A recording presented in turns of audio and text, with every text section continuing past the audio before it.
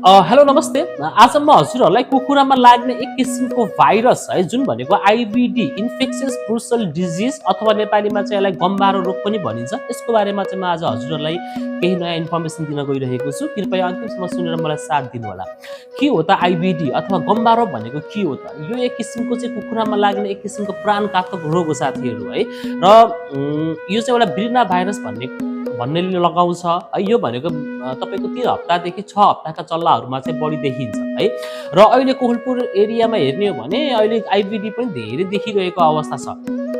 र यो भनेको चाहिँ एक किसिमको भाइरसको कारणले गर्ने लाग्ने भएको हुनाले चाहिँ हामीले यसको चाहिँ भ्याक्सिन मात्रै छ होइन, यसको प्रिभेन्सनको रूपमा चाहिँ। तर पनि भ्याक्सिन लगाउँदाखेरि पनि राम्रोसँग भ्याक्सिनले काम नगरेको अवस्था पनि छ है।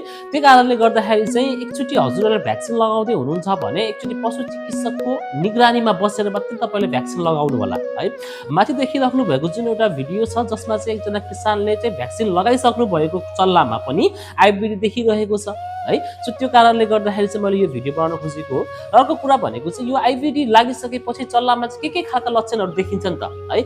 यसमा देखिने लक्षणहरू भनेको चाहिँ कुखुराहरू झोक्राउने, दाना पानी नखाने, कुखुराको जुन पखेटाहरू हुन्छ अथवा रौँहरू हुन्छ त्यो गिज्रिङ्ग पर्ने खालको हुन्छ भने पछाडिको जुन भेन्ट है अथवा चाहिँ दिशा गर्ने जुन मलद्वार हुन्छ त्यो सुन्निने अथवा त्यहाँ चाहिँ तपाईँको सेतो खालको पेस्टी है टाँसिने खालको पनि हुन्छ भने कसैमा चाहिँ सेतो चक जस्तो टाँसिएको अथवा सेतो दिशा गर्ने खालको पनि हुन्छ है।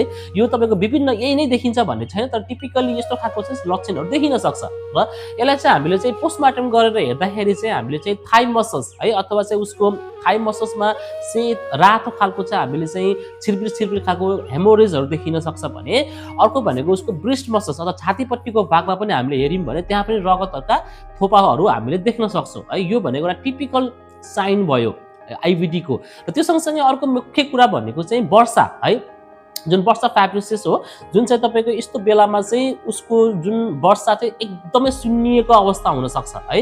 र त्यसलाई चाहिँ हामीले चाहिँ चिरेर हेर्दाखेरि त्यहाँभित्र चाहिँ पिप जस्तो अथवा रातो खालको हेमोरेजहरू पनि भएको देखिन सक्छ है। र यो वर्षा पनि कस्तो हुन्छ भने तपाईँको कुखुराको एज अनुसार है त्यो भाइरस इन्ट्री गरिसकेपछि कति दिनमा कस्तो हुने र कति दिनमा कस्तो हुने भन्ने कुरा पनि महत्त्वपूर्ण छ साथीहरू है। वर्षा आइबिडी लाग्ने बित्तिकै वर्षा सुन्निन्छ भन्ने पनि छैन है। कस्तो हुन्छ भने आइबिडी लगाइसकेको कुखुरामा 3 दिनदेखि 5 दिनको भित्रमा चाहिँ वर्षा एकदमै सुन्निन्छ है। एकदमै डबल तिर्बल गुणाले चाहिँ वर्षाको सोलन भएको हुन्छ अथवा सुन्निएको हुन्छ, सानो भकुन्डो जस्तो आँखा जस्तो हुन्छ भने जब त्यो 4 दिन 5 दिनदेखि 6 7 8 दिनमा गयो भने त्यो वर्षा झन् रिग्रेस हुन्छ अथवा चाहिँ एट्रोफाइड भइदिन्छ है।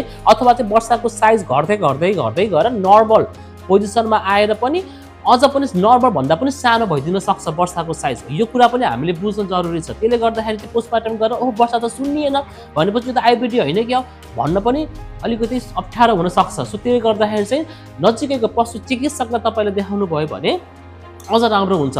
र यो अवस्थामा चाहिँ हामीले कुनै पनि लक्षण कुनै पनि यसको ठोस उपचार चाहिँ छैन। यसलाई चाहिँ हामीले चाहिँ लक्षण अनुसार उपचार गर्नुपर्ने हुन्छ।